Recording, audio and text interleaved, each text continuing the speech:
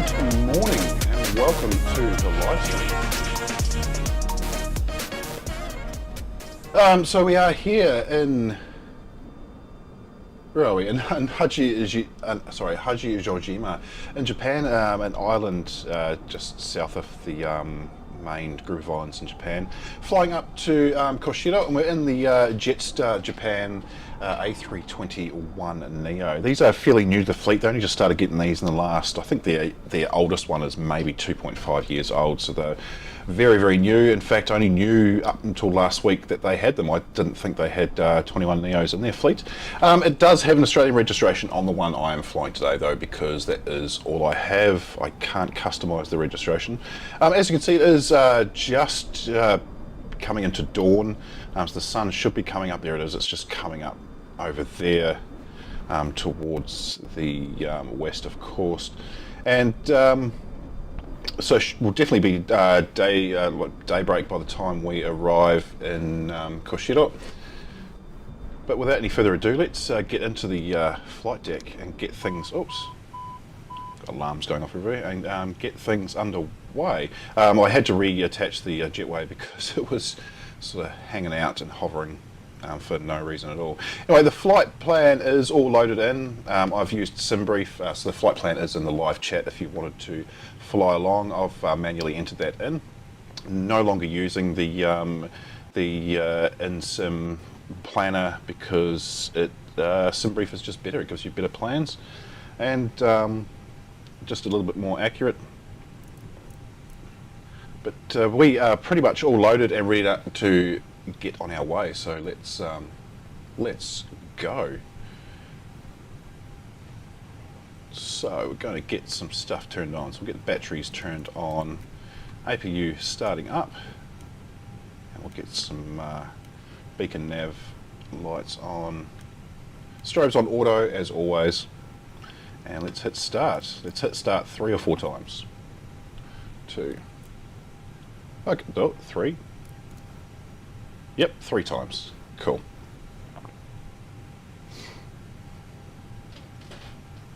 Now, just in case you missed my community post, oh, see, the jetway's done that weird thing again anyway.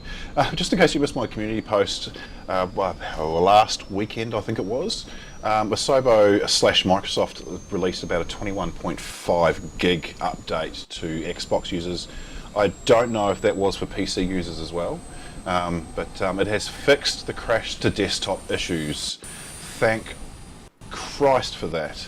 I had email exchange with Asobo, and very, very, very rude Zendesk person who told me that I was argumentative and also said that I was vulgar, probably because I said I'm sick of this bullshit. Apparently that's vulgar. Then I realised that they're French, and so of course they're going to think that they're right.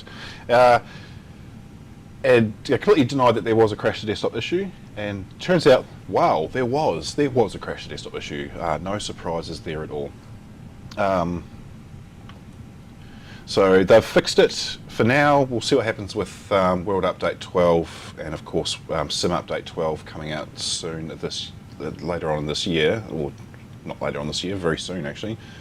We'll see what happens if they manage to break it again. I would not be surprised, but I'm staying strong. I'm not moving to PC. I'm going to stick with Xbox, just to show that Xbox is a viable platform for flight simming. I hope they don't make me eat my words. Anyway, APU's all fired up. Let's get, I'm just moving around erratically here, let's get our pushback tug into position. While we're doing that, we'll get some fuel pumps on as well. Probably need those. Seatbelts are, oh, they should be on. APU is fired up. Ignition into start, and we'll get the park brake off as well. Now, in my last stream I mentioned that Turtle Beach still haven't corrected the issue with the quad buttons activating themselves. I'm fine with it. I've just unbound those 10 keys and I'm using the keyboard because it makes more sense. I mean, it gives me more options as well. So I'm not entirely worried about the Turtle Beach not operating properly. Okay, starting engine number 2. We're going to turn tail to the right.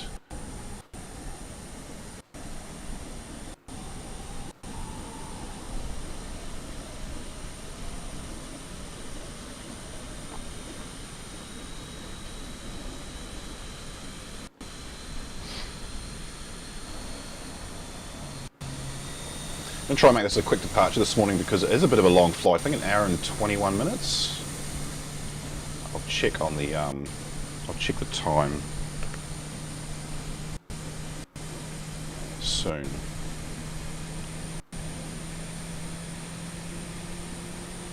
Okay, did I just line that up? Okay. Oh no, not quite.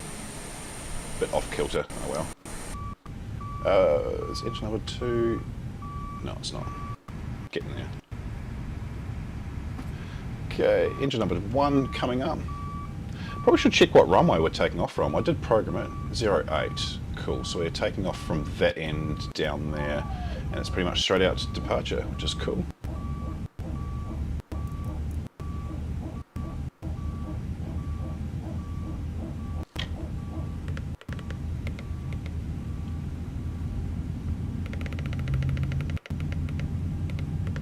Just setting my yoke clock.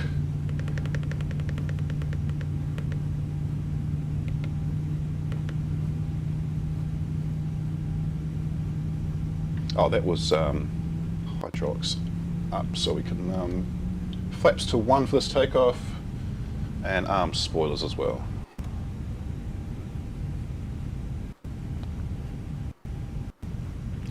We can put a taxi light on. Cool, that is engines all fired up and ready to go. So AP, you can come off and put ignition back to normal, and parking brake can come off as well. Alright, let's get out to a runway. Now there's no taxiway. Are we moving? Oh, I turned the parking brake on. Idiot. Okay, right. So there's no taxiway out to the runway. We have to get on and backtrack.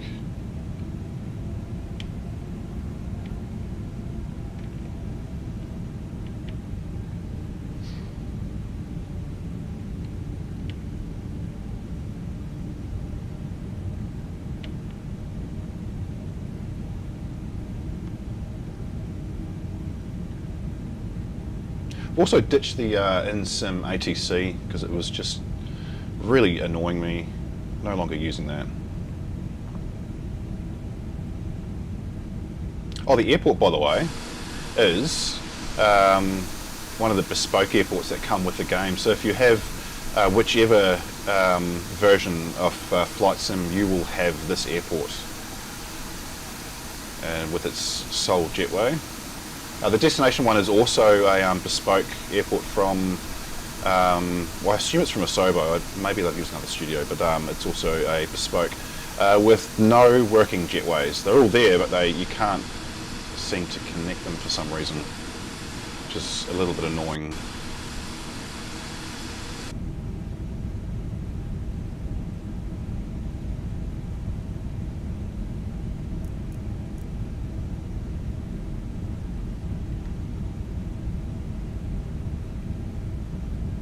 Oops, didn't mean to do that. I was looking at my stream screen.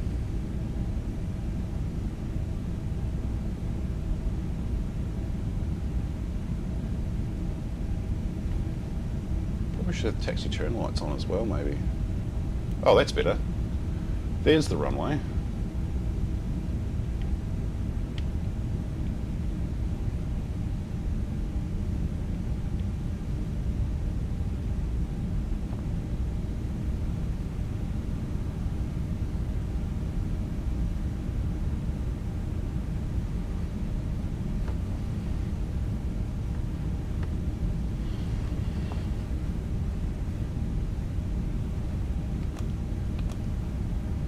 Okay, there's not really anywhere to turn around, so I'm going to do sort of a bit of a dodgy. and get the aircraft as close as I can to the edge and do a hard turn.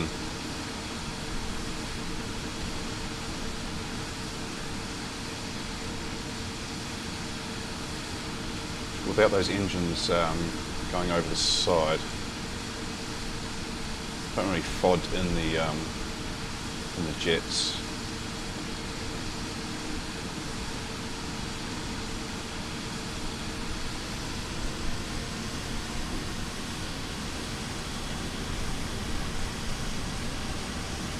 I still haven't got rudder pedals yet. This is why I'm reaching over here because I'm turning with my right hand and using the throttle with the left.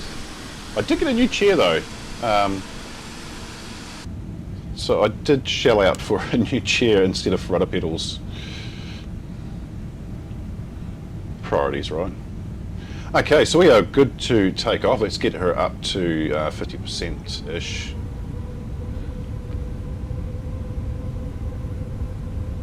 But not actually good to take off. Haven't got brakes on, haven't got landing lights on. Whoops. But we will go up to flex. I haven't got any weather information, so it must be a wind coming from the left-hand side of the aircraft, pushing the nose to the right, pushing the tail to the left. Get my lefts and rights around the wrong way. Shit. Don't tip. Jesus. That was... Okay, we're going to have to just bolster this one. Holy crap. That was shocking. Positive rate, I think. Gear coming up. Far out.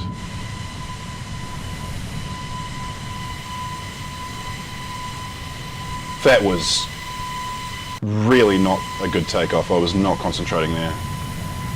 Just about struck the wing.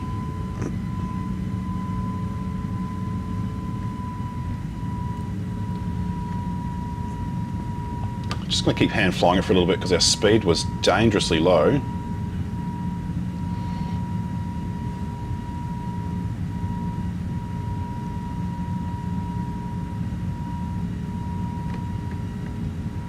Let's not bank at that angle either.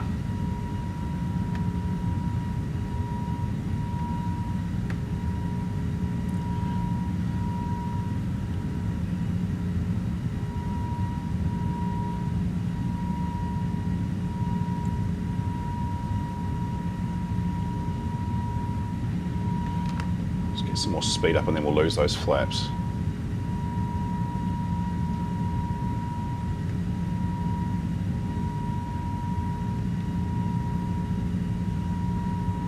Actually we can lose them. And we'll go into autopilot and it should, yeah, correct our position.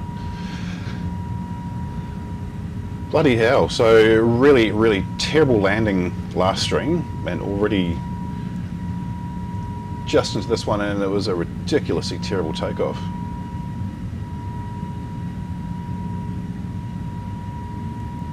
Let's just hope for a better landing. Let's get some these taxi lights off that we don't need anymore.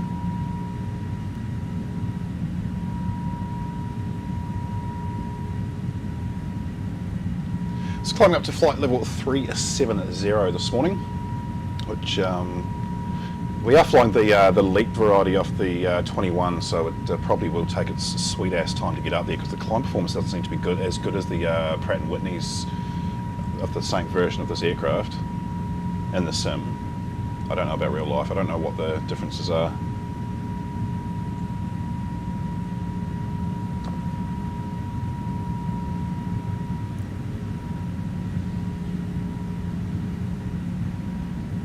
And we are making an RNAV approach into Kushiro this morning as well, and without having a accurate QNH, I don't know how that's going to go either. We'll see. I've got no metadata at all. It's showing 0.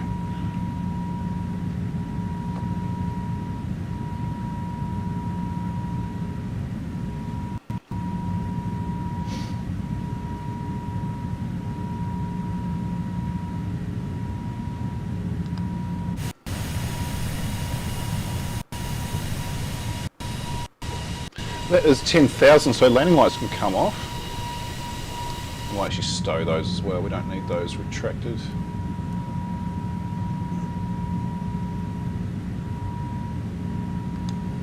We should get some beautiful sunrise,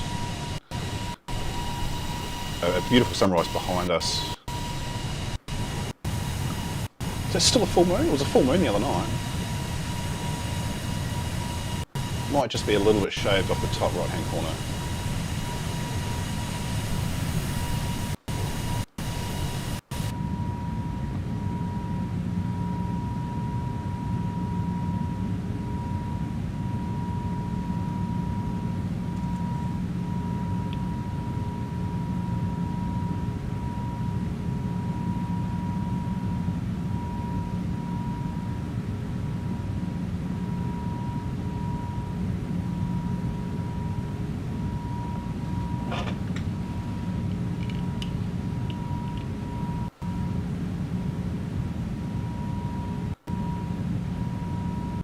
I didn't start the clock.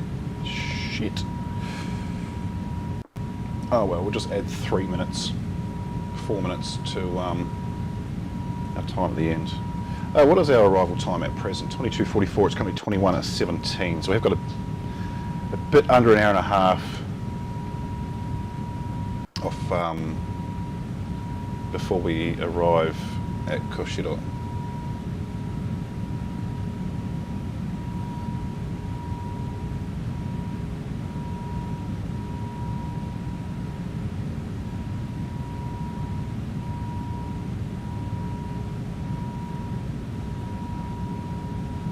You see our climb performance is absolutely diminished. Where's the button, that one there? Oh no, actually no, it's not bad, 3,300 feet per minute. That's pretty good. As we get higher, before we reach Mach level, it will just drop, it's really dropping now.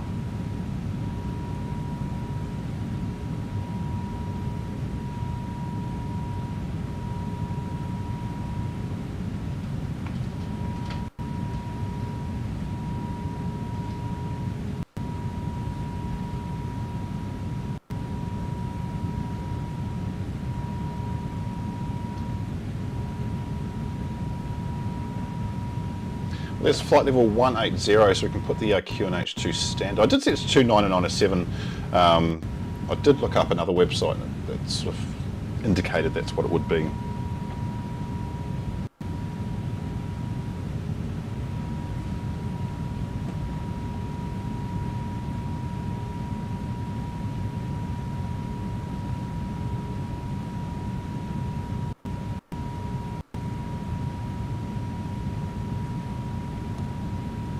Oh.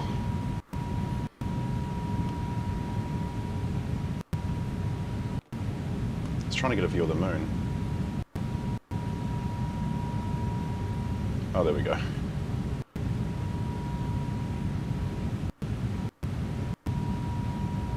That's cool. Anyway, above 200, so seatbelts can come off. Where are you? You're there.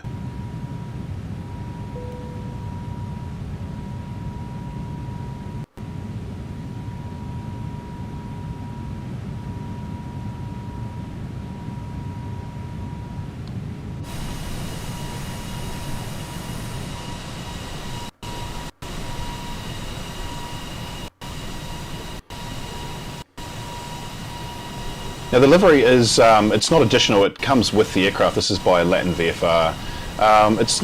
It's okay. It's not silver though, it's shiny grey, which is different. The actual aircraft in real life use metallic silver paint, like a slightly dulled metallic silver paint, not shiny like Americans' fuselage used to be. Like a matte silver, I suppose.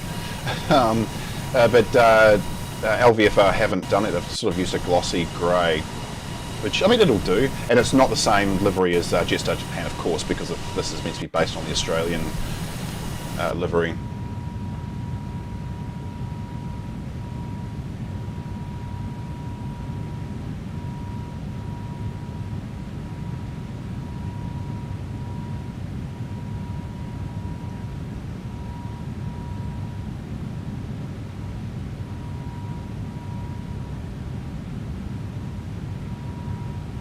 You see, our climb rate has dropped substantially down to around 2,000 feet per minute.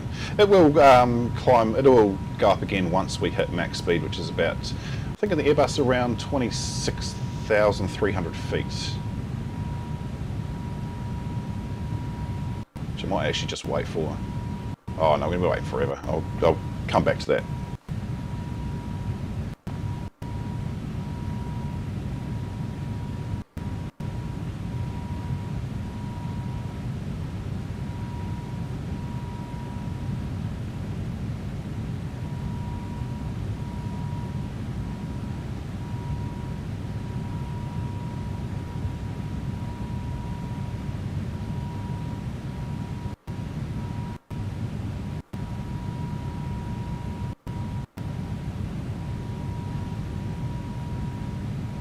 Should be about now. It would have hit, yeah, it has. So up here, you see it's switched over to max. So the knot speed will start dropping, so I can maintain the max speed, and hopefully we do get a bit more climb. Otherwise, it's going to be climbing forever. Mind you, we've only got another 10,000 feet to go.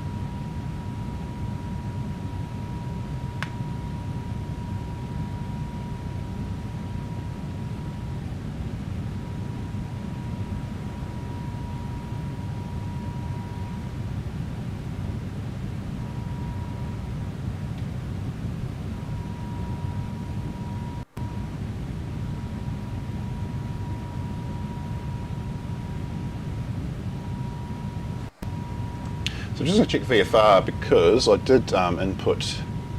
Oh, there is an airport there. Of course there would be. Looks like it's got quite a long runway too. Oh, not really. Anyway, because I did input this manually from Simbrief, I want to double check that I've got it correct. Oh, it looks about right. The in Sim, Flight Planner takes you away from all these islands, and you pretty much shoot straight up out over the sea, which is a little bit boring.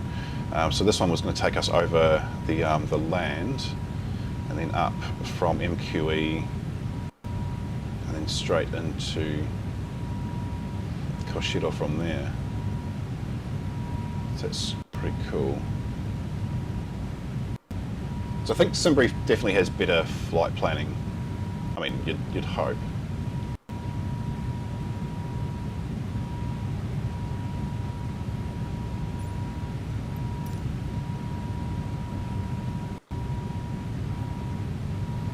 Oh, here comes that sun. I love the colours in an MSFS sunrise.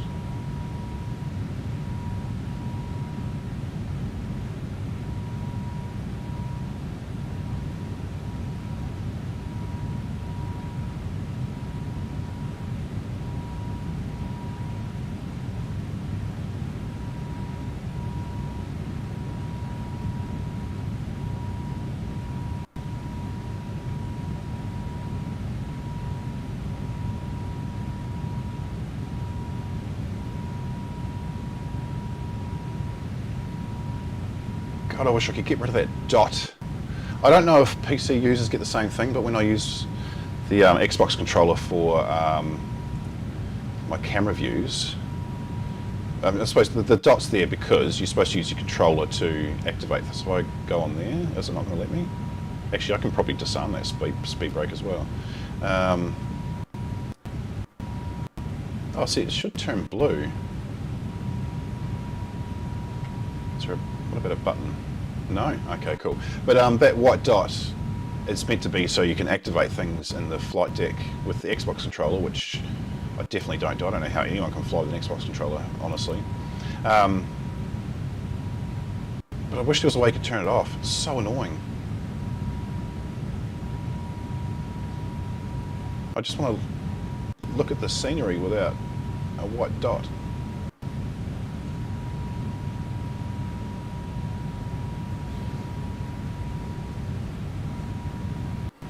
We're almost at cruise. Very close to. So you see the climb performance has just dropped way down.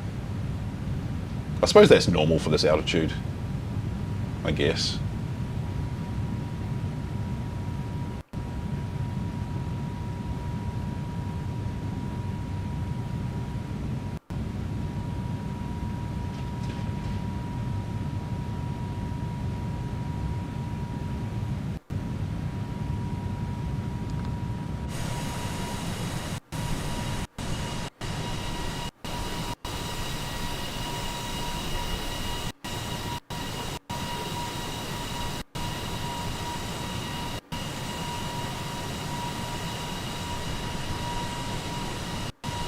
That looks cool. I'm going to take a screenshot of that one.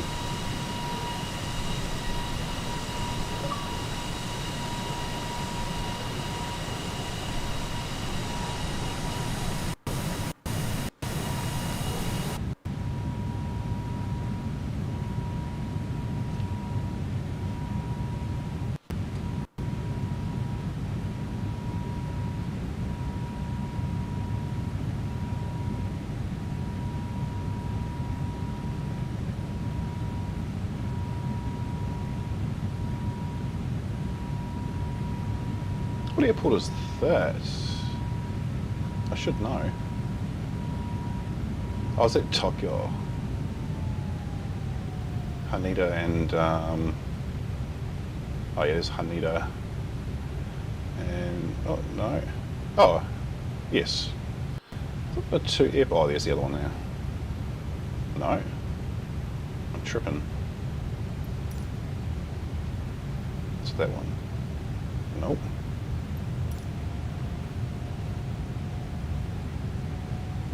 Oh, there is Narita. Haneda and Narita. I knew there were two major airports in Tokyo. It looks like the standard MSFS aircraft are in the sim today. 747-8 and the A321neo. Not liking the 747 at the moment after the landing in the last stream. That was a shocker. You'd think after 9 practice runs I would have had that in the bag, but no. Anyway, we have reached cruise altitude, which is awesome. So I am going to bring up this. So I am doing a pre-recorded series, at least one video a fortnight. If I'm feeling in the mood, I'll do more. But at this stage here, 2 a month or 1 a fortnight. So pre-recorded flights with a bit more in depth, a bit more attention to detail than the live streams. And going to all sorts of places that we probably wouldn't go on live stream, like that one there is, it's about a 3-hour flight, 2.5 hour to 3 hour flight, condensed down to about 35 minutes.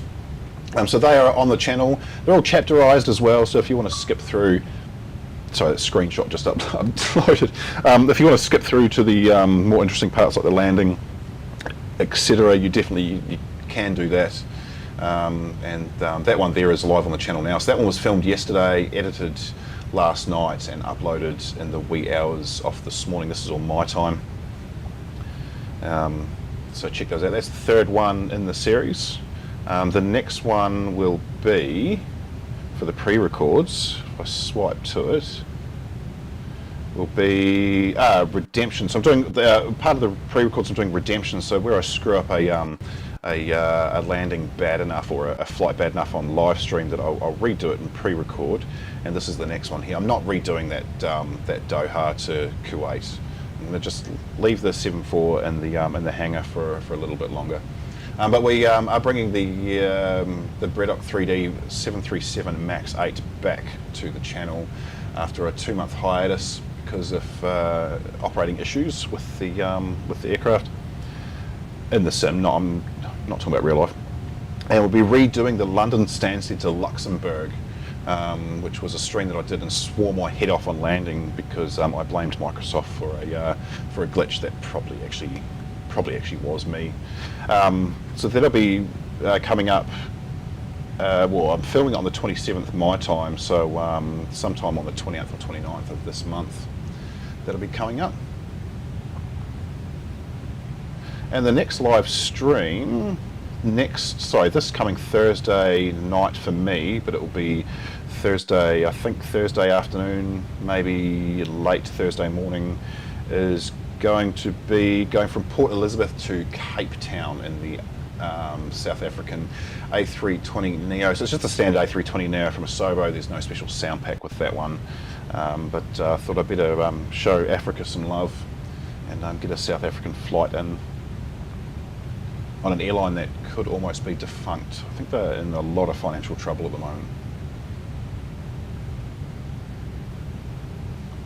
Anyway, I'm going to take 5 minutes, and I'll be back in 5 minutes, I guess.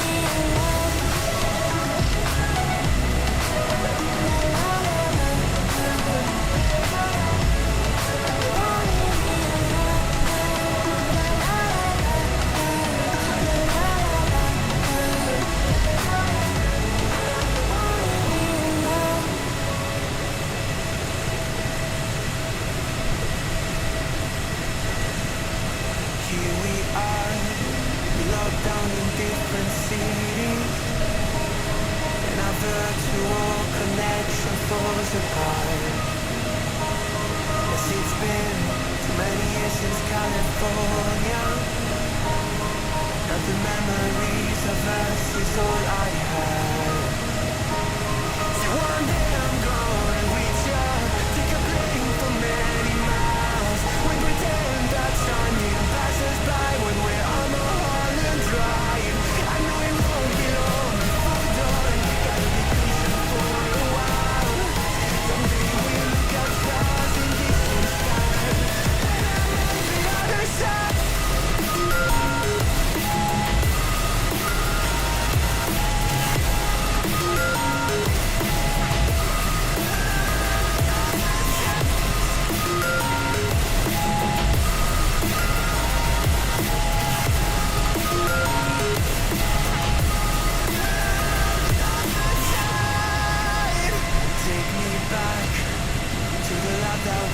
always knew when the walls were closing in like they are now. 'Cause it's been too many years since California. I wish I could get there, I don't know how. One day I'm gonna reach you, take a plane for many miles. Back. Pretend that Of time course. didn't pass us by when we're on Mulholland Drive. I know it won't be long before we're done. Gotta be patient for a while. I just did a quick weather check. Tried to find some weather out at Kushiro. According to actually Flight Radar 24 seemed to have claimed to have updated weather, and the wind is 56. So I can't remember the direction of the runway. Have the flight plan 35. Oh yes, it'll be a bit of a headwind-ish as we come in, so that's cool. Oh shit, my frame rate just jitters. If we've crashed the desktop, I'm going to be pissed. I did say that they apparently have fixed it, but I still have had some crashes to desktop, I should say. I shouldn't say desktop. It's not a desktop, it's home screen. Is that sun popped up? Oh yeah, there it is. Oh, that's just gorgeous, isn't it?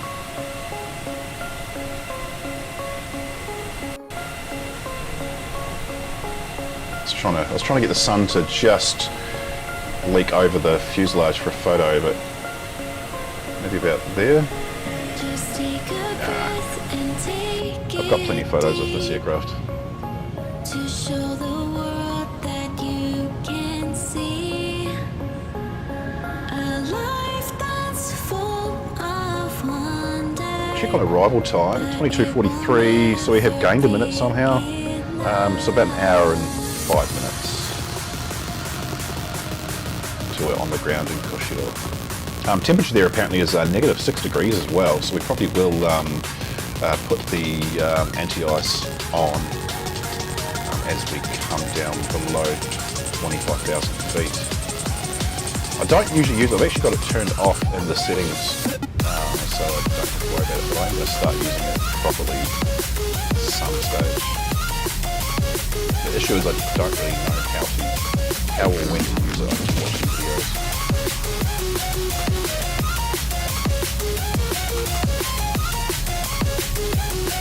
Speaking of videos, I'm going to bring up on screen. I'll put a link in the description as well on how to program the FMS. Also, in my last video, my pre-recorded video, I kept calling it FMC, and the one before that the FMU, so I can't decide on what to call a flight management system. FMS is the correct term, I think.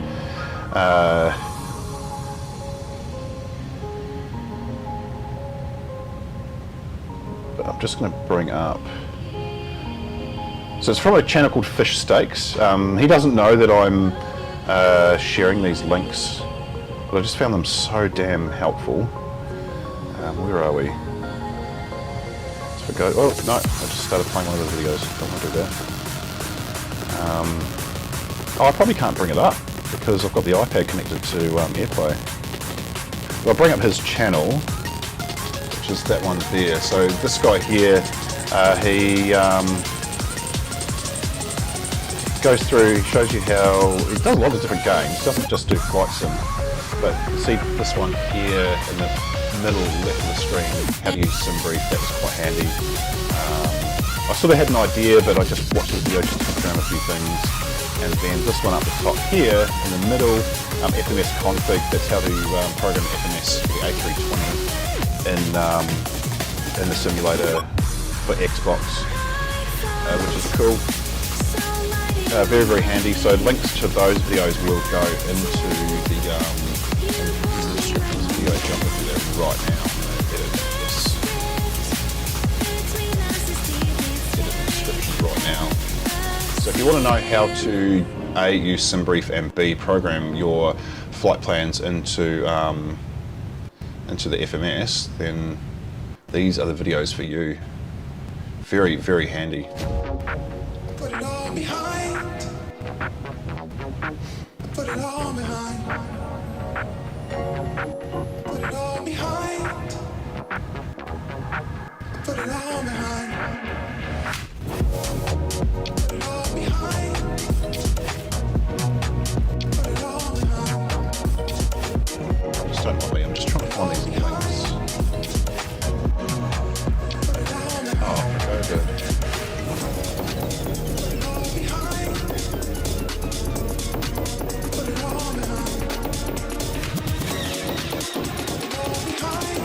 Oh, and I've still got the background music on. Let's turn that off. Turn that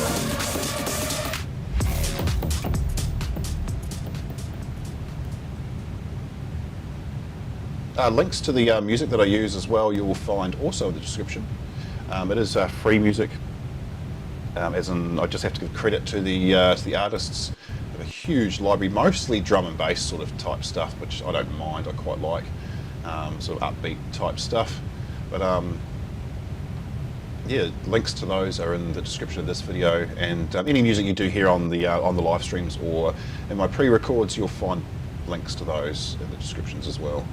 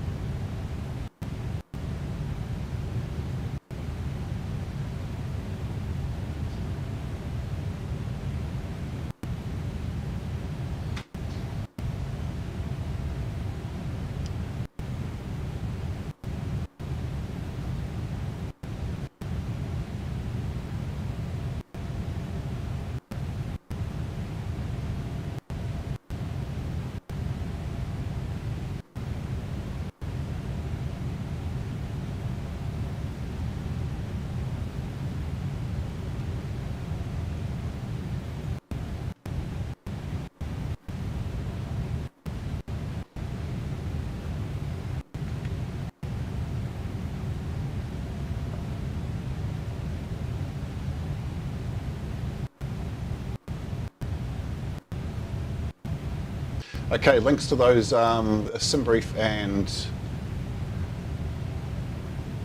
what do you call them? FMS programming videos are in the description of this video now. So if you want to learn how to do that, check those out. Just really, really handy. The guy did it in simple language as well. I've watched a few YouTube videos. I mean, I do watch quite a lot of other flight simmers on YouTube, and there's a couple who are actual pilots, and they just don't use simple language for non-pilots, and I wish they would just realise that we don't all have a degree in aviation. A lot of us are doing this as a hobby, and maybe not dumb it down, but just maybe, I don't know, explain the terms a little bit. Maybe I find myself doing a lot of Googling while I'm watching these videos. Like, what do they say? What's that acronym? What are they talking about? And I mean, I am learning, but yeah, just maybe explain it a little bit. It's my only gripe with them. The videos are fantastic, otherwise they're brilliant.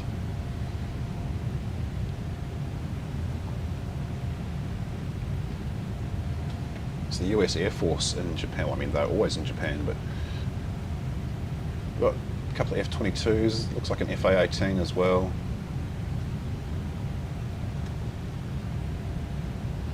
Always see those flying around LA, the F-22s and the Raptors and the Hornets.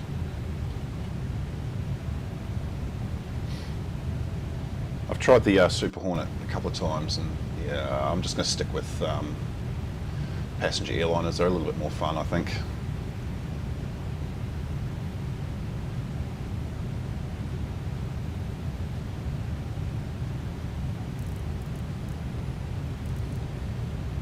Sun is definitely oh, I thought it'd be higher up by now.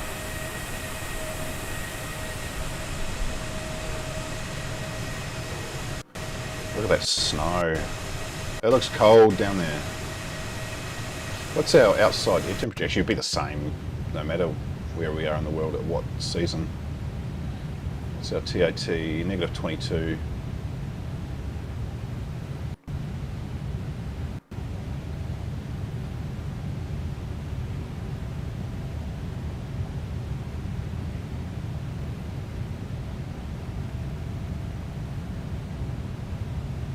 Looks like we're getting icing on the windshield though. We might, can I turn that on? Will it make a difference? Probe window heat, oh, it's on auto. Does that mean it's on auto when it's not on? Oh, we'll leave it like that.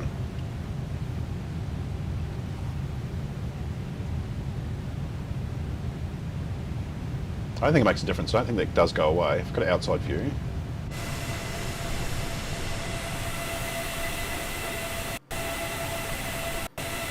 You sort of see it's building up.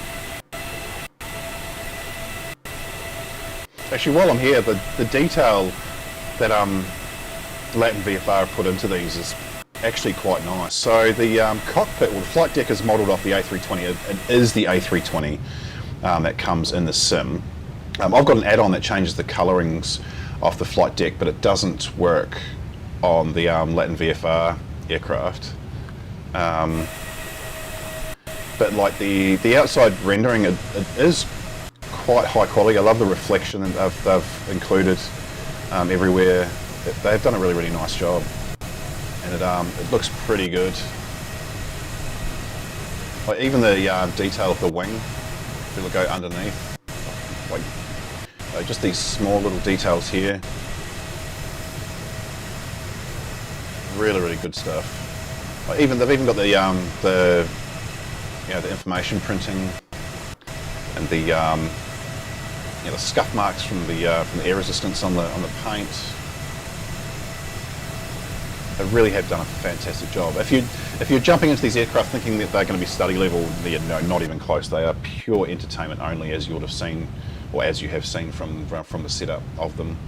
In fact, if you watch the pre-recorded video, the Gold Coast to Auckland, I go through the full, the FMS setup, and you can see there it's entertainment level. There's a lot of things that we don't have to enter in. There's no IRS alignment, etc., etc. But they are really, really good to fly. They handle quite nicely. And if you make a mistake, you're not going to crash. It's not like the A310 where you get alarms going off everywhere. And don't get me wrong, the A310 is a lot of fun to fly, and I will stream that. In fact, if I look at my schedule, I can even tell you when I'm thinking of streaming that one.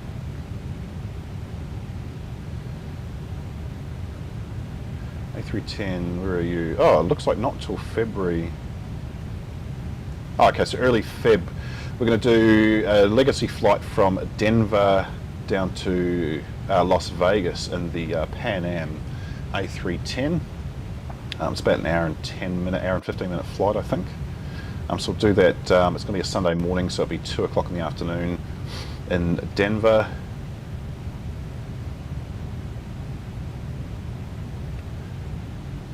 Cool. Oh, and I've also added the LatinVFR released the A318 CEO just out of the blue yesterday or the day before I think.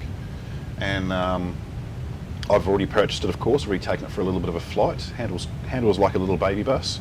Very, very cool. And they've included the interiors of the British the British Airways version has the 38 seats all business class interior that used to go between London City and JFK via Shannon, which is awesome. And so I'm going to do a pre-recorded flight of that. I haven't decided if I'm going to do the London Shannon JFK flight or the JFK to London City flight. I've tried landing in London City without much luck because it's a very, very steep approach into London City, and I haven't mastered it just yet. In real life, you can't just jump in a plane and fly there. You have to be certified to land in London. But so that'll be a pre-record. I'm not streaming that. It's like an 8-hour flight from Shannon to JFK, 7.5, 8 hours. So it'll definitely be a pre-record for that one. But if I do pre-record it from London to JFK, that will be a 2-flight video, all in one. So it'll be a little bit longer than the usual 30 to 45 minute video. Probably over an hour long.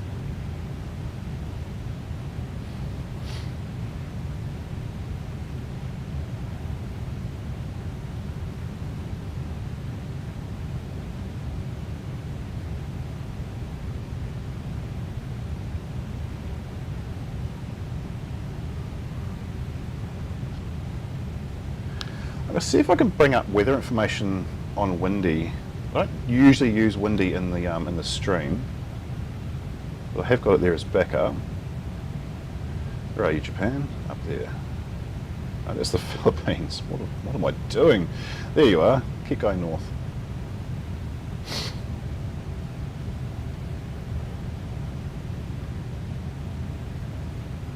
Kushiro, where are you? Oh, you're all the way up there. Oh, it's showing -8 degrees, not -6. Not a lot of wind. I can bring this up actually. So you can see that's Kushiro right there. And it looks like the wind is pretty much going to give us a headwind on landing, which is awesome. Let's see if I can find the airport on this map. Oh, that changed. Where is the airport? I think it's out here somewhere.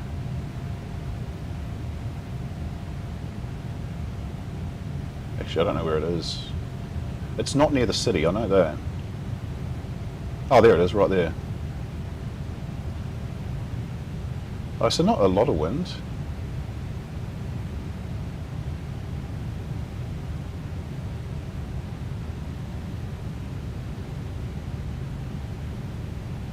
Yeah, very mild. That's cool.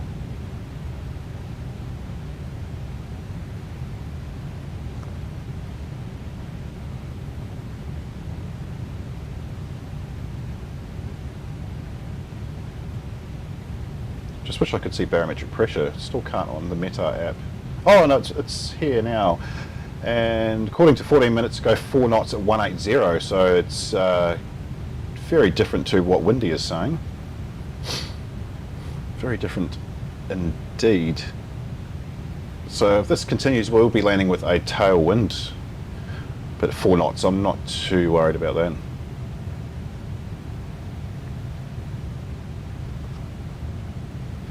So according to the Meta data, this is 14 minutes ago. I don't know why I couldn't get this before. It kept saying not enough data to display. But so I got broken clouds into 2000, scattered at 1200 and few at 300. So it should be a fairly reasonably clear landing. But we have got that tailwind. So we're coming in on runway 35, I think. Here we are.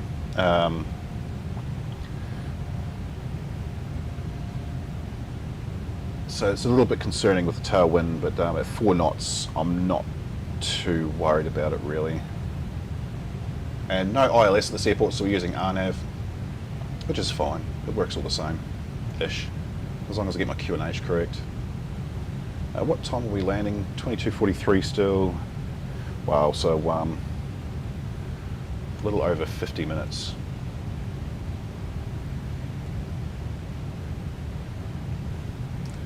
Check VFR, see if there's any other aircraft nearby. There were some at Tokyo. Oh, they're still there.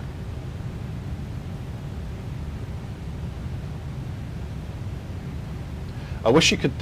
So in the planning map, you can click on players and see who they are and what they're flying. I wish you could do that in VFR. I mean, I suppose it would be a lot more power required to do that, but it would be cool. I like how you can click on these now and you can actually search. I'm not going to do it because it crashes the game, but you can search for airports and waypoints and stuff. It's kind of cool.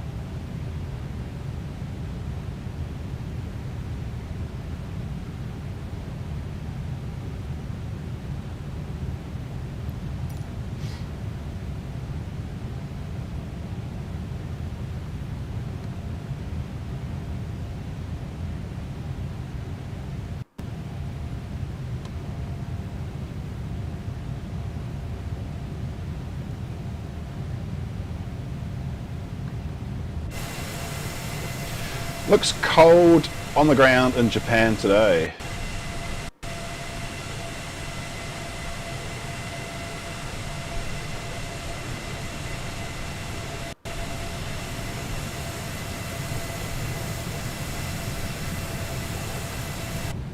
Also, I said the weather I looked up said it was -6 degrees. Well, Meta is showing -18. So definitely going to be using the anti-ice once we get down below 25,000.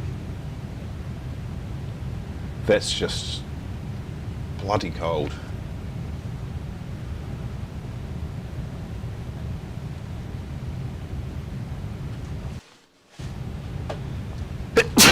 Oh, I was trying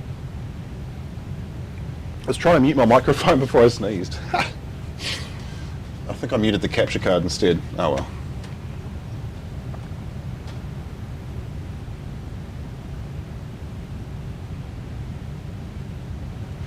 I'm just going to blow my nose, otherwise I am going to be sniffing for the rest of the flight.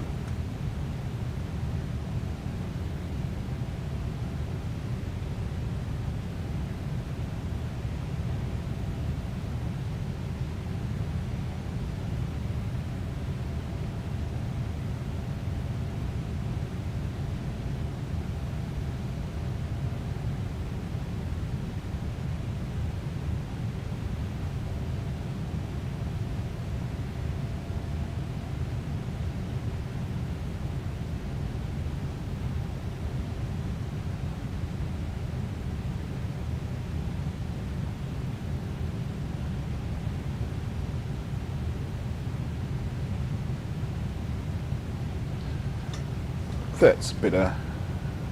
Rogue sneeze out of nowhere.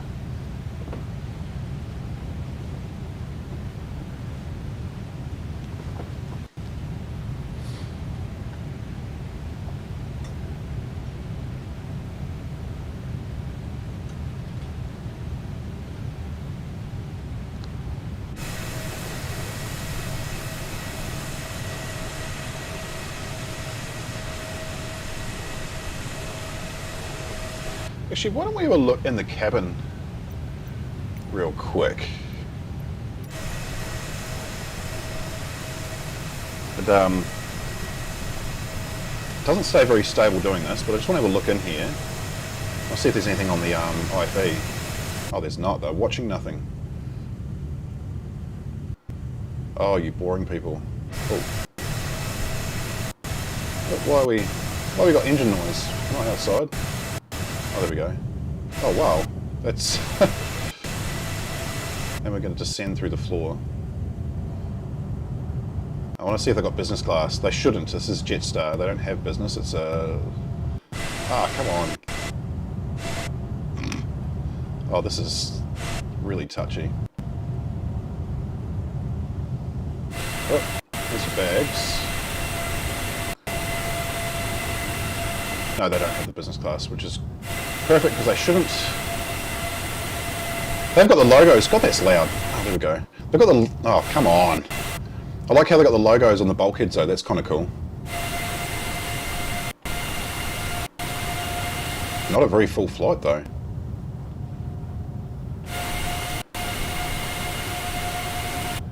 That guy there looks anxious for some reason. The bearded guy. Oh no, he's looking at her.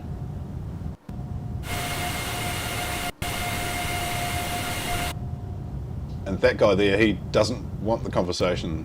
He's like, yep. Please stop talking to me. Please stop talking to me.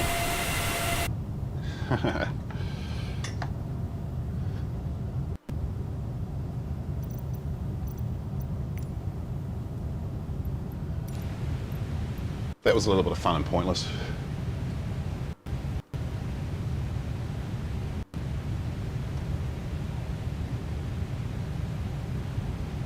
When LVFR first released the 321neo with the interior, the people looked just horrifying.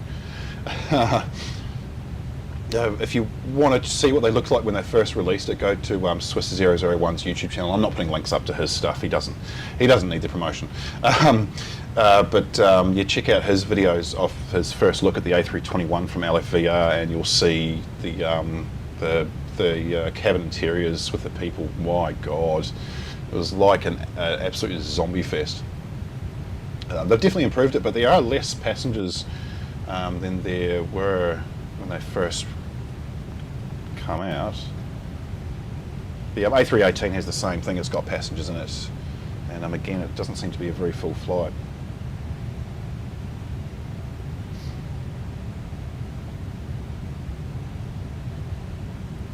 What time are we at? 22:02. So 22:43, so another 41 minutes until we're on the ground in Kushiro.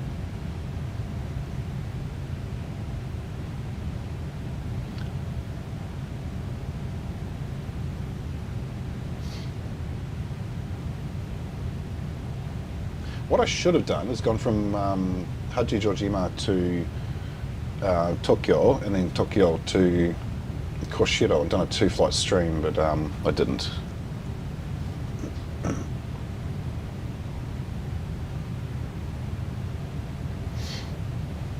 Actually, speaking of 2-flight streams, so we have got Australia Day coming up near the end of this month, and what I'm doing for the first time is I actually am going to do a 2-flight stream, and we're going to fly, what would that just do that? We're going to fly the Qantas 100-year anniversary 787-10, which doesn't actually exist. They've got their paint job on a 787-9 because they don't have any Dash 10s and won't get Dash 10s in their fleet. But the flight sim has the Dash 10, so that's what we're flying.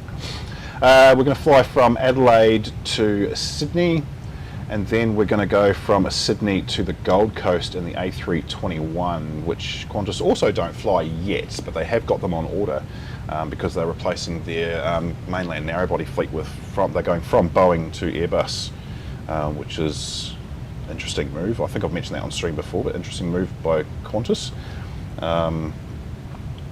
It looks like they are pegged to become an almost all Airbus fleet, because they're also replacing their 717s with the A220 as well. I forget what variant, I think the A220-300. So that means their 737 fleet will eventually become equipment from the A320 family.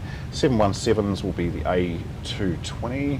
What else do they fly? Dash 8s, they're huge. Their regional arm have got a lot of Dash 8s from the 300 up to the 400. I think they still had a couple of 200s flying around. Maybe they got rid of those.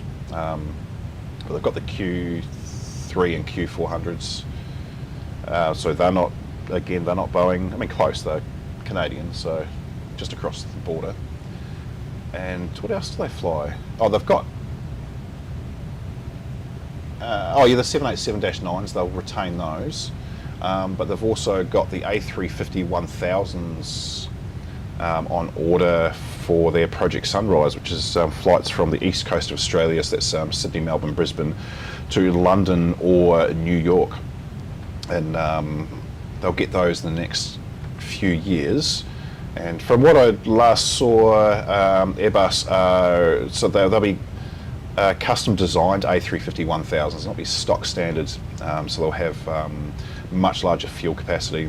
I don't think they're calling them ULR. I think that's still going to be in the 900 series, but these 1000s will be pretty similar to what Boeing did with the 747-400 for Qantas. They were the only ones to have flown the 747-400ER. No other airline ever had those. There was only 6 in existence, and Qantas had all 6 of them. They retired them in the early stages of the pandemic. And so they are doing the same thing again with Airbus and getting these A350-1000s with extended range. And but I don't think they'll be the only airline flying them. I'm pretty sure Singapore Airlines have shown interest in those as well. So and they have had one in Sydney, sort of doing some, not test flying, but some, I think some sort of like a marketing thing that Airbus did for Qantas. I'll see if I can find a picture of it.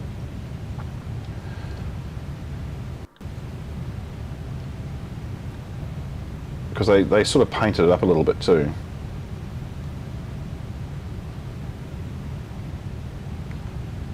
Must be an image of it somewhere.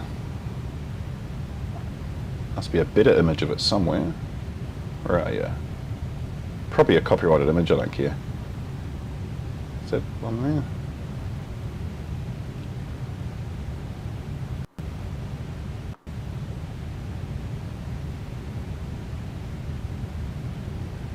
Yeah, that's quite a good image. Good old Getty Images. Oh, come on. No, I don't want to sign in.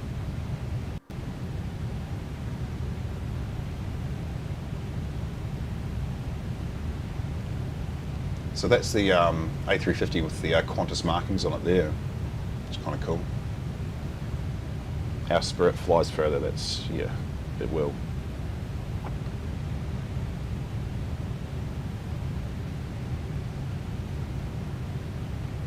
And of course, Qantas is the parent airline to Jetstar, which is what we are flying right now. They don't wholly own Jetstar Japan. They have, I don't even know if they have controlling stake in it. It's almost like they've franchised it.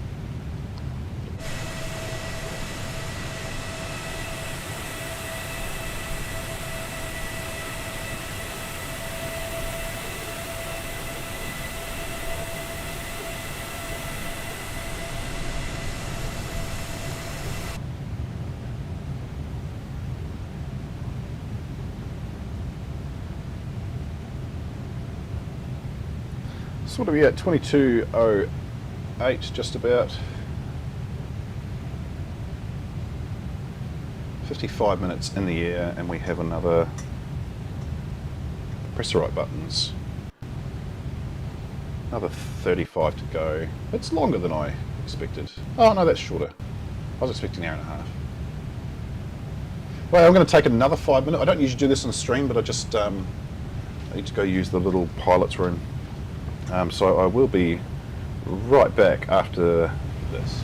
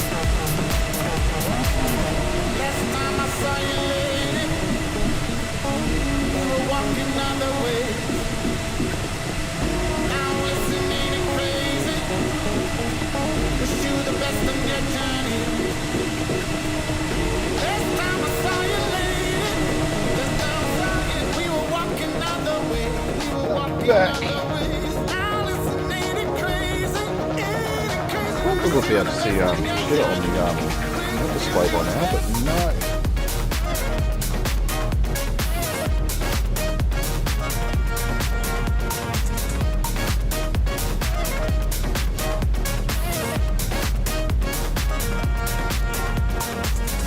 Oh, here's a change of events. The weather updated, so 14 minutes ago now, but a headwind on runway 35, which is cool. And I forgot to turn the music down. Get rid of that. But 5 knot near headwind, and the temperature has risen to -9 degrees, which is awesome.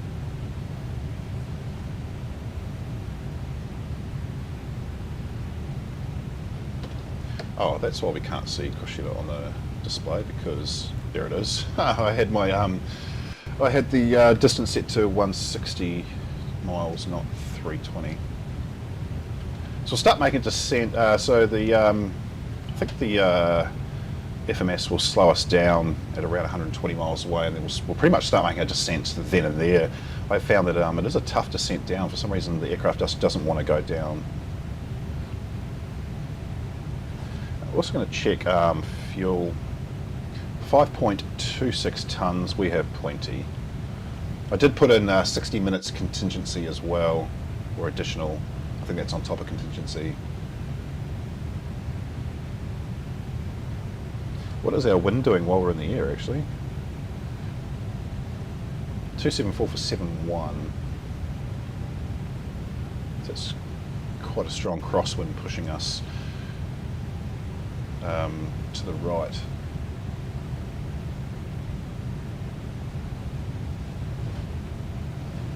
I'm loving this new chair. It's nowhere near as creaky as the old one.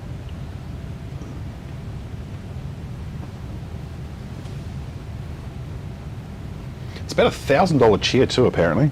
I didn't pay that much for it. I got it for about a third of that. It has LEDs built into it, which I hate, but I couldn't find one without at the price I wanted. But you need a battery pack, so I just haven't connected one. It was that simple. Not a big fan of LEDs all around a gaming setup. I'm all about the hardware that you actually use.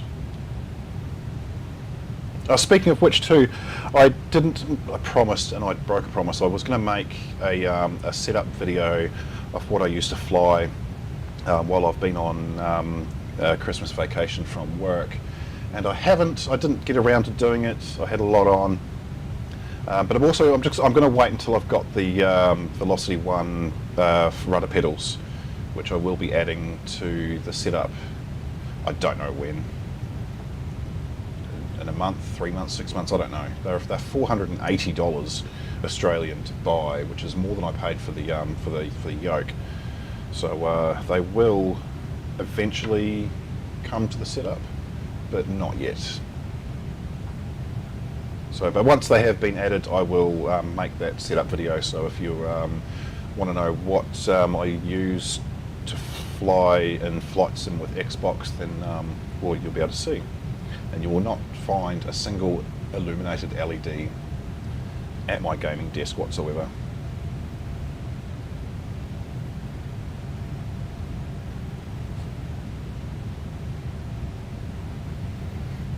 One thing I shouldn't have bought, which you'll see in the webcam, which you can open, is the Xbox fridge. Bit of a waste of money. And I bought it thinking that it would have some resale value, but no, it doesn't. They're pretty common. They mass produce them, and you can't use it as a fridge either. It's a cooler box. So if your drinks are not refrigerated before you put them in, then they're not going to cool down anytime soon. And the instructions do say do not have plugged in and turned on for prolonged periods. So yeah. Wish I'd known that before I bought it. I probably could have found that out before I bought it. I'm not blaming the manufacturer, but it's not what I thought it was going to be. It just looks cool. It's just it just takes up space in the background, I guess.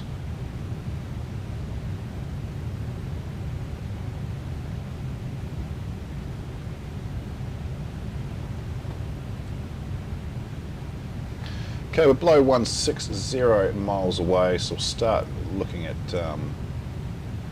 descent fairly soon. In fact, what is the nav display doing? Oh yes, it's straight in. Bit of a left onto the approach. Cool. Just going to double check VFR though. Oh yeah, it does match. Sometimes the VFR map does not match the nav display for some reason. I don't know what this here is. Is that the go around? There must be. It must have populated the go around. I didn't put that in, but sometimes that does show up for some reason. If a pilot could possibly tell me or confirm that is the go around track, that'll be nice.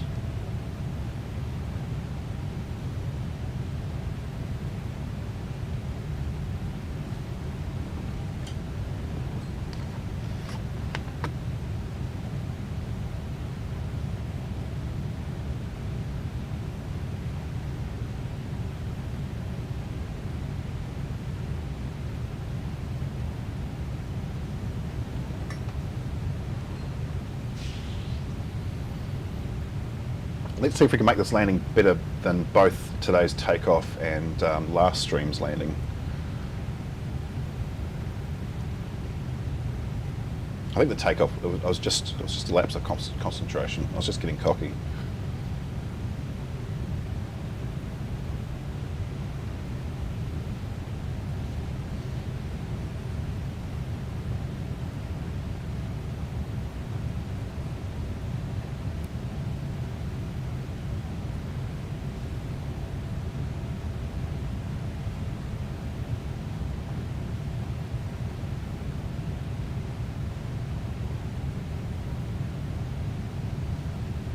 It's getting warm. I'm just going to go crank up my aircon. I'll be back in moments.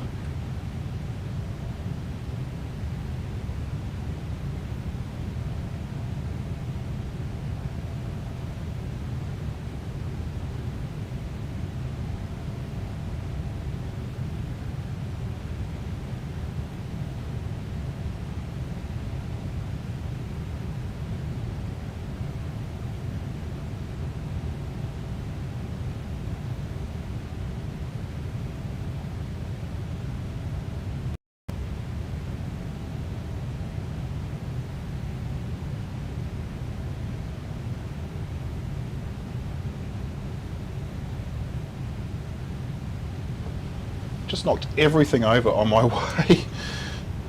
Just about knocked over the green screen, the flight controller webcam. Jesus Christ.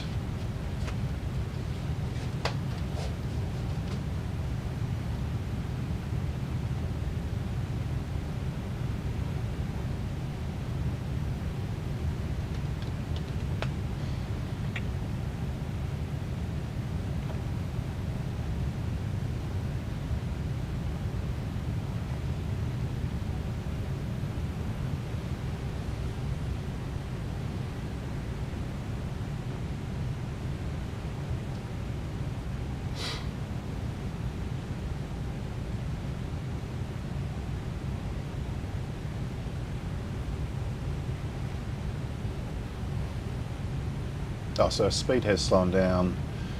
I'm going to start making a descent now. So we'll go down to 22,000. And we'll do that at... I'll do that at 2,000 feet per minute for the first 7,000 feet. And then we'll reduce our vertical speed from there.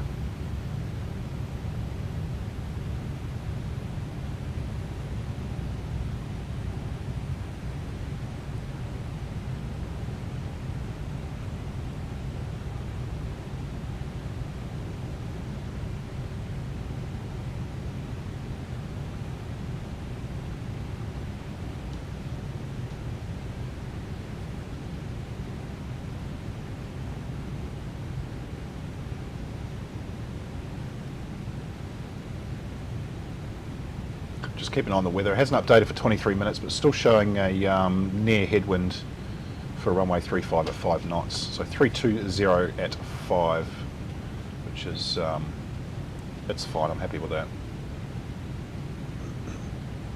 I took a gamble on which runway to approach to, or to land via, and looks like the gamble paid off.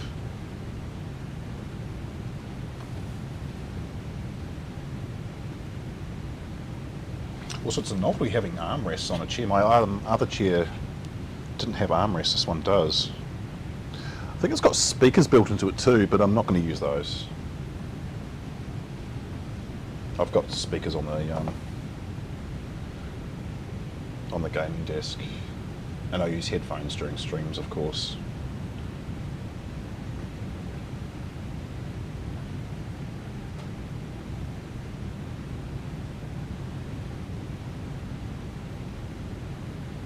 Actually, if you want, as a note, if you want decent speakers for your setup, you don't want to pay a lot of money, go Logitech. You can get the 2.1, so the 2 speakers plus the sub. They're pretty good. I've got the wired ones. There are wireless ones. I don't know if I'd want wireless. It's just changing batteries all the time. Nah, it's bad enough having to change the keyboard and mouse batteries all the time. But yeah, I go Logitech. I go Logitech for most peripherals actually. So the keyboard and mouse, they're all Logitech. Speakers, Logitech. My main webcam, this one here, that is the Logitech 920, and then my face cam, which is, well, you can't see it because you're viewing through it, is actually a Microsoft one. It's just a 720. I went for a lower resolution for the face cam because it's a smaller image, and also because my streaming PC is not the best, and I wanted to try and reduce the load on that.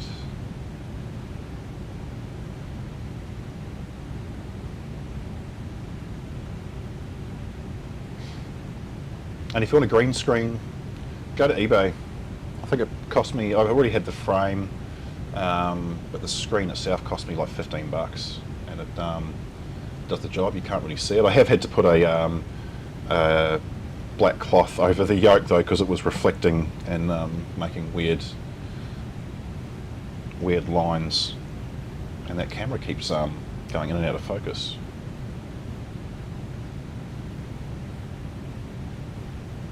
If I move.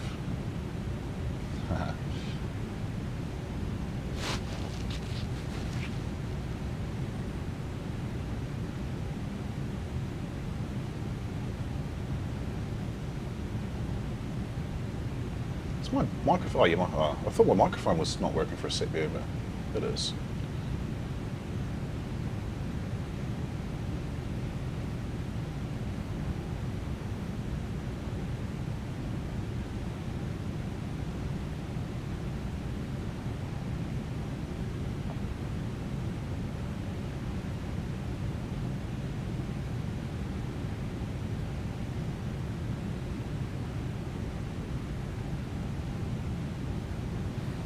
Just going to see if there's anyone else at Kushiro before we come in. No, it looks like we have the airport to ourselves. Excellent. Is there actually anyone live that I can see in the game? Oh yeah, there is. Cool. That sort of goes in and out on this game a lot. You'll see people, then you won't see them. It's a bit weird. I did. I joined in a live stream. I didn't join, as in I flew alongside with another live streamer, Oz Flight Simmer, and he's based in. I think he's based down on the Gold Coast actually, and joined in one of his flights the other day. The first leg, I couldn't see a single player. I was on the same server, but couldn't see a single one of them, and had to wait. And I had to exit out on landing for the second leg, and then I could see everyone. It was weird. Okay, so I'm just going to slow our descent down a bit because we are coming down a little bit too quickly. We'll go down to 1,800 feet per minute until we get to 220. And I'm not sure what altitude I should do this at, but I'm going to put on the anti-ice on the engines and the wing. What else have we got up there?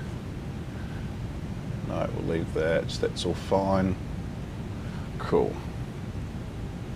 Just because it is minus 9 degrees in Kushiro, so we probably will need that.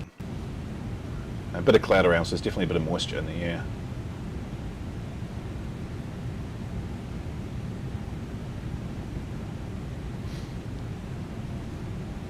So for landing, we have to be, we can't see it yet, looks like we have to be at around 12, oh, that seems kind of low.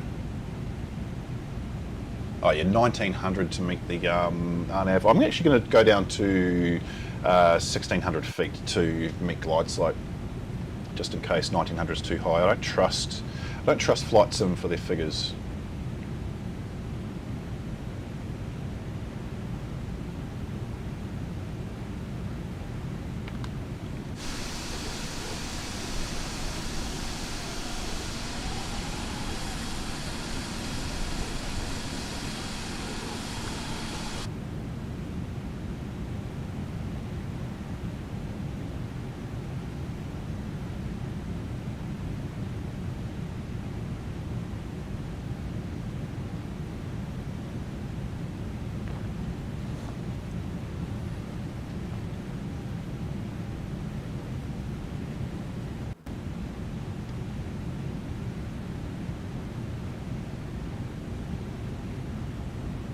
Cool, we'll set it for 220 for a minute or two and then we'll continue our descent.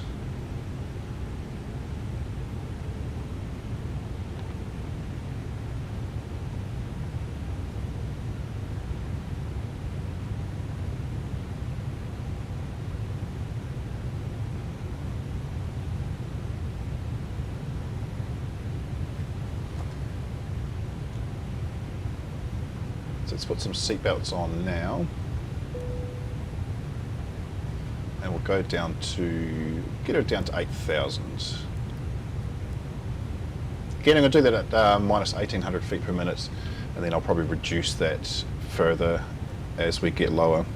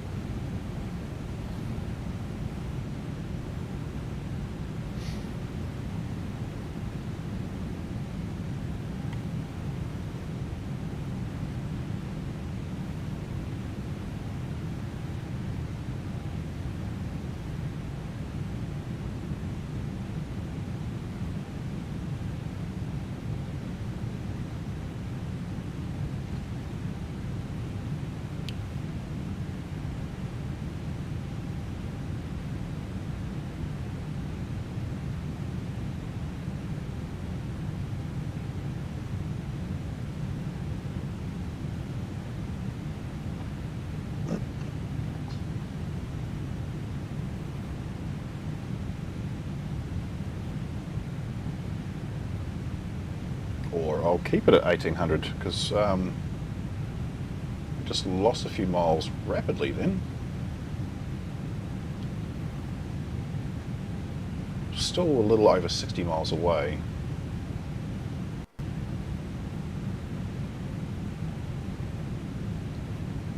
I want to be minimum 13,000 feet, sorry, maximum 13,000 feet at 40 miles away. Otherwise, we're just going to be nosediving to the airport. Kushiro is 327 feet above sea level, so we've got a little bit to play with. Not much. QNH showing as 30.03.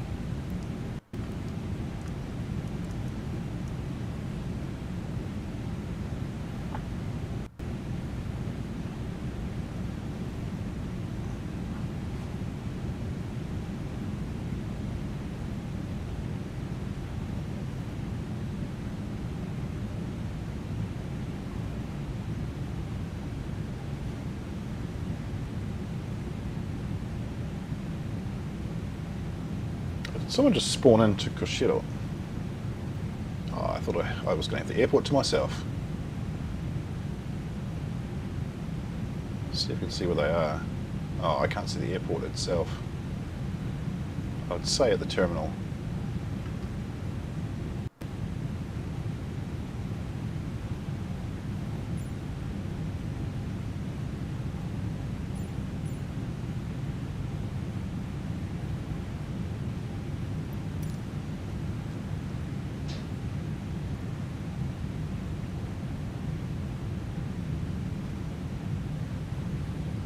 and the ever-present Super Hornet.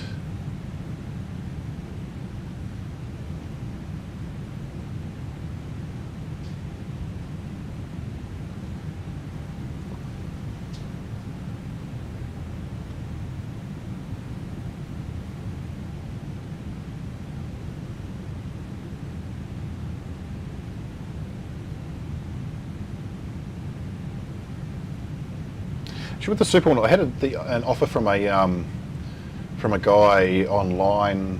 Oh, I can't remember. Was it last weekend? Weekend before? Might have been last weekend.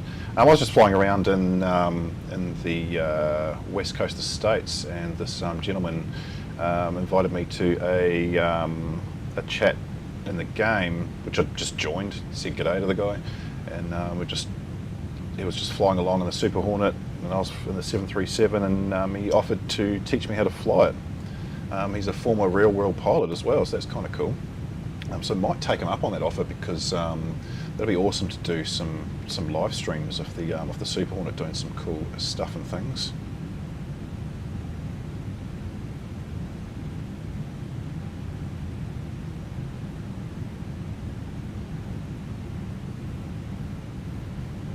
Sweet, so we're pretty much on target, coming down to 40 miles away, and we're just about down at 13,000, so we are just meeting our descent rate nicely. I'll keep it going at 1,800 feet down, just to buy us a little more leeway to reduce our vertical speed.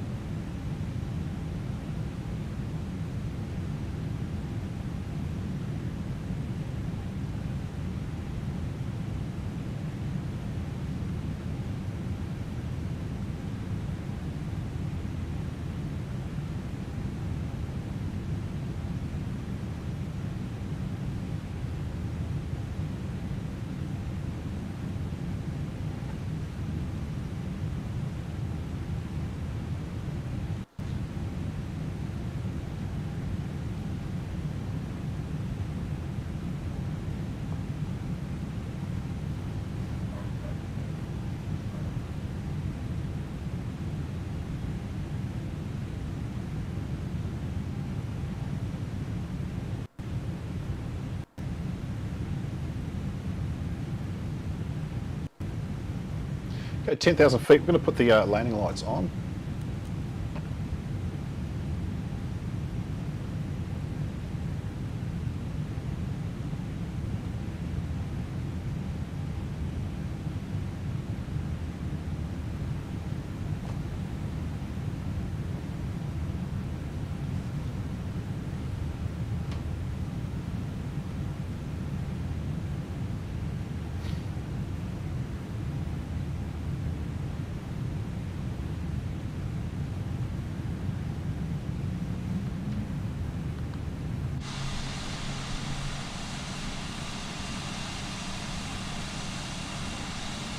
Seeing the sunlight, the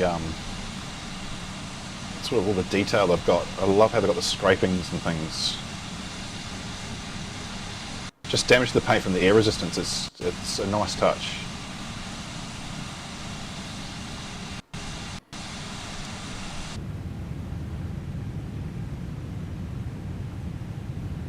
Okay, cool. Coming down to 8,000 feet, still a little over 30 miles away. I'm happy with that. I'm going to get our speed down to 220 now. It already has started to green dot us by the looks of it, but I like to take control of the speed in this aircraft. Let's have a look at, see if we've got some altitudes on the display. So 3,600. So we actually will get down to 3,600. We'll do that at 1,500 feet per minute. I have bought us a little bit of altitude time as well by getting us down to 8,000 this early, which was the idea.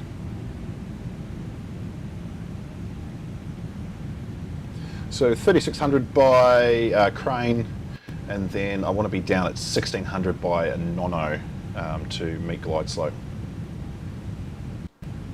And if my calculations are right, that will work. If not, then no, we'll just hand land.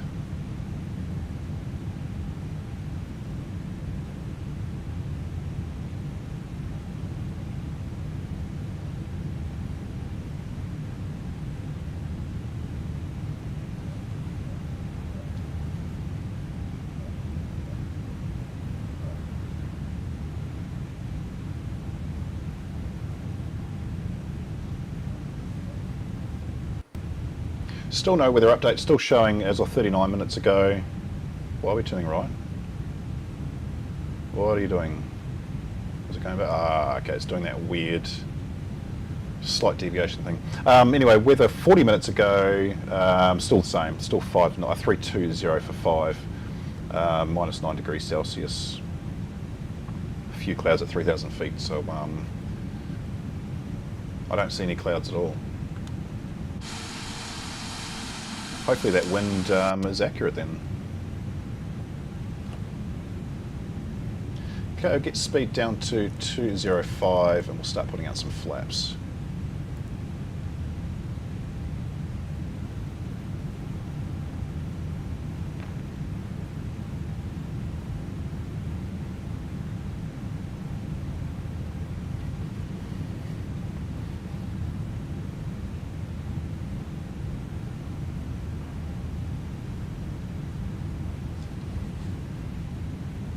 That's near enough. So go, flaps can go to 1. And we'll just put it onto auto speed. I set auto speed. Thank you. I'm going to reduce our descent to 1,200 feet because otherwise we'll get to 36 long before. We've still got 5 miles to get down another 600 feet. In fact, let's reduce that to 800 feet. Per minute, I should say.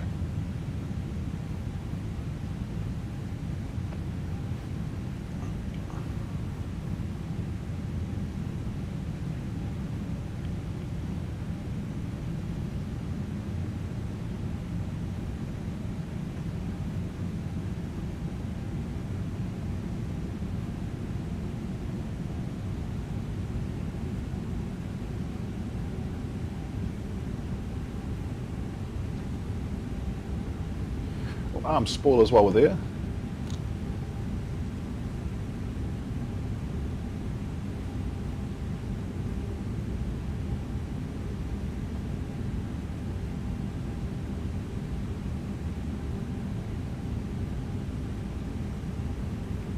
Should start making a turn. There it is. Okay, so I'm going to slowly get us down to, so I'm going to drop another 2,000 feet and get us down to 1,600, and we'll do that at, oops, if I get to 1,600. We'll do that at 1,000 feet per minute to start with. No, we won't. We'll do it at 800 because we've still got a little under 10 miles to get down to 1,600. We'll go flaps to 2.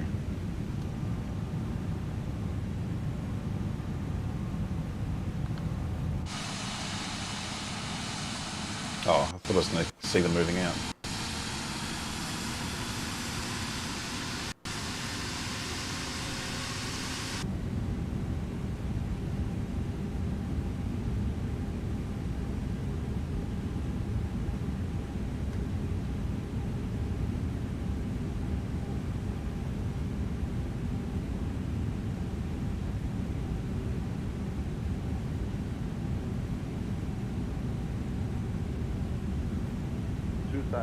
Continue.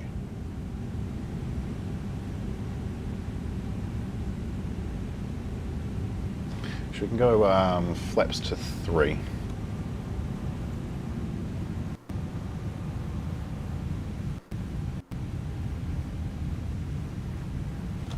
Might just slow our descent down to 500 feet per minute. Really bring her in almost level.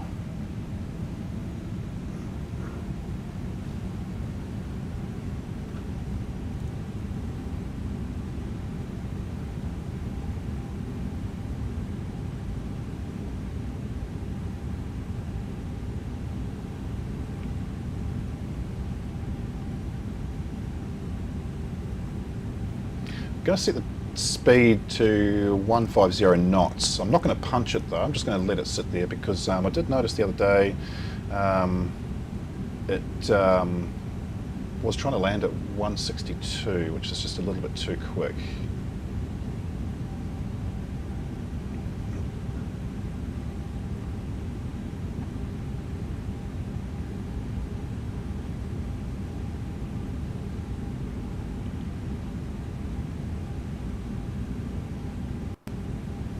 We should have field in sight 10 miles away.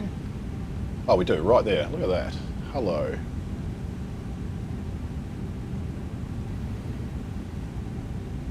Actually going to go into landing view.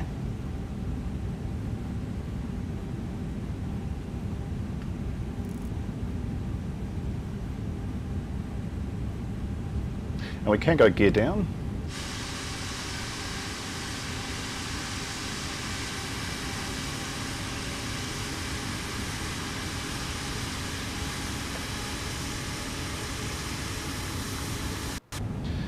Gear will be set to, it looks snowy, doesn't it?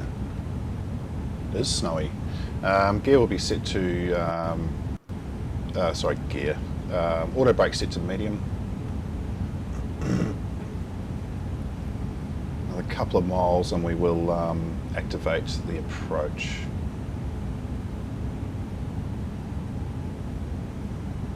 I didn't check go-arounds for this airport. Let's do that now. Where are we coming into?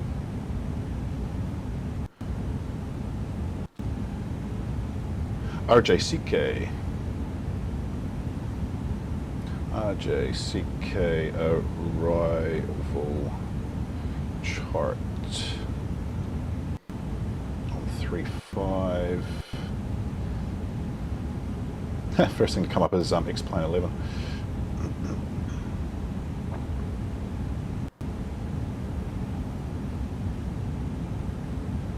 Okay, let's activate approach. Is it going to be there?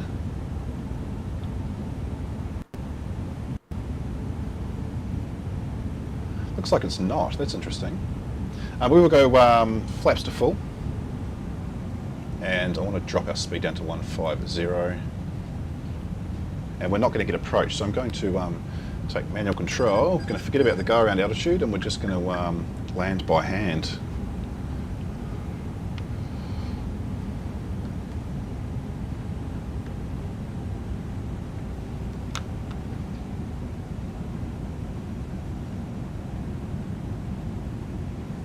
This is going to be interesting. Anything can happen with me landing an aircraft by hand.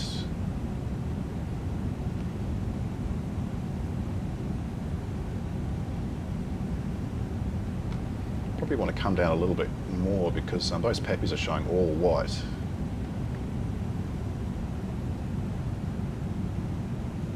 Continue.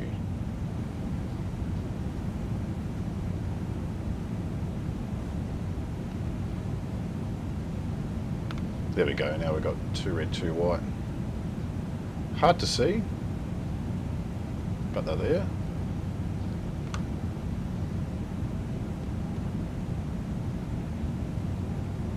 Continue. Sort of veering off a little bit with that slight 5-knot crosswind. 400.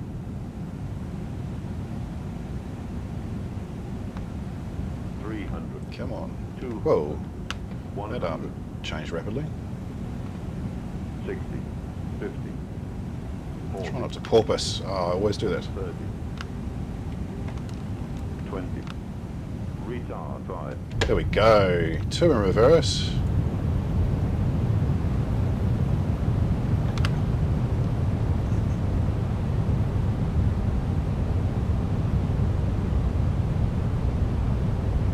Stow reverses manual braking. We missed that turn. We'll go to the next one. But we can lose those flaps and the speed brake. Spoilers, I should say. And we'll get rid of the landing lights. Let's get rid of the strobe and we'll get rid of the nav as well. Better slow down. And we'll just take this exit here. We'll also get the APU on, and we'll leave the anti-ice on until we're at the gate. So RNAV approach didn't work. Oh well. We did okay with the bringing it in by hand.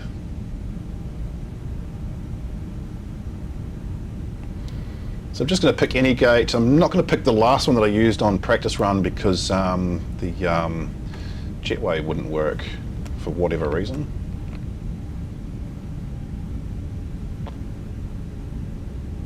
As you can see here, so this is a bespoke airport. Looks really, oh, we're going to be taxiing onto the snow. Awesome. Does look pretty good. They've done a not bad job with it. There's no interiors or anything like that. I mean, it was free, so can't complain. Definitely looking forward to the New Zealand World Update coming this month. Is it this month? I think it might be this month.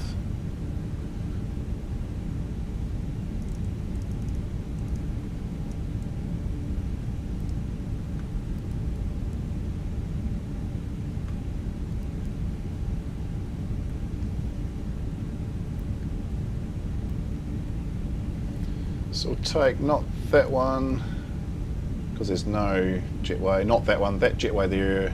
Oh, actually no, I took this one last time, so I won't take that one, I'll take this one here. Is it that turn? No, next turn. Is it? Oh yeah, there it is. I couldn't see the taxi line.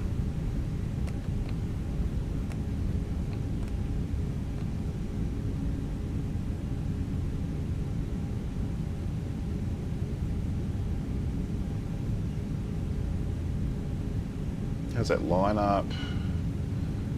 Not bad. Except we're on the wrong... oh no, it is this one we want.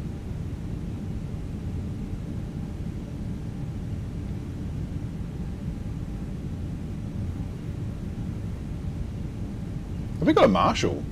I haven't even got ATC turned on. That is hilarious. And this is the gate I randomly chose too. That's quite funny. You keep walking, dude. I've got engines running. Don't want a repeat of what happened in the States the other week.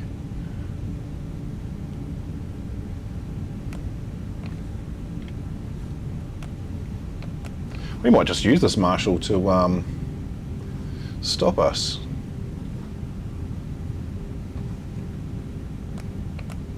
Just slow it down a little bit.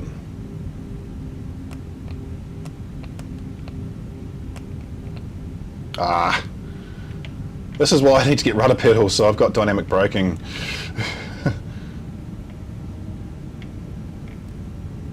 Come on, a little bit more, a little bit more. Come on. There we go. Perfect. Parking brake on, and we can shut down engines 1 and 2. I'm going to try and see if I can get the jetway to connect or not. Oh, there we go. Ah. Now it's clear of runway. Yep. Ah, can I not? Really? Okay, I don't even have the options to do it. Okay, it's the airport itself. Passengers are going to have to disembark via the slides. So we'll get the engine 1 and 2 bleed off, get all the probes and anti-ice off because it is no longer required. Gen 1, Gen 2, fuel pumps. Beacon can come off as well, and APU, you are off. Oh shit, I did that before turning on external power on. And seat belts are off. Awesome, so welcome to Kushiro. I'm nervous to go outside in case it crashes the desktop. Okay, it's okay. Yeah, welcome to Kushiro in Japan. A little bit snowy and cold, but we made it. Who's the catering? Taj. It sounds more like an Indian company than a Japanese company. Interesting. Anyway, but thank you very much for watching. If you're watching this on the replay or if you did catch this live, I do stream every Thursday night, Sunday morning my time, and it 2 to 3 times a month we'll be doing pre-recorded full flights, so you can catch those on the channel. There's 3 of the videos up right now. But until then, look after yourselves, and we'll see you next time. That's the wrong button. Oh, I mean, subscribe if you want, but that's the wrong button. Where are we? Thank you. There it is. That's the one we wanted. Awesome. So yeah, so that's the next flight, by the way. Port Elizabeth to Cape Town in the South African A321neo. So that will be happening at 12:30 p.m. South African Standard Time. But like I said, we'll catch you again soon.